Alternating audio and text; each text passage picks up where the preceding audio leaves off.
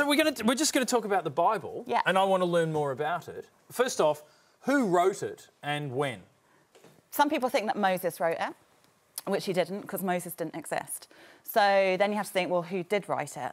And it's basically a collection of different authors from centuries and centuries. So probably with the Hebrew Bible or Old Testament, you're talking about at least 500 years in the making. With the New Testament, you're talking about probably 150 to 200 years in the making. But basically, it was all written by men with daddy issues. If you were editing the Bible, what would you take out? Is there anything that you'd remove? New Testament? No. I mean, that's pretty controversial. Surely not all of the New Testament. OK, Paul. Anything written by St. Paul. Just all of Paul? Yes. That's like taking Paul out of the Beatles. He was pretty important.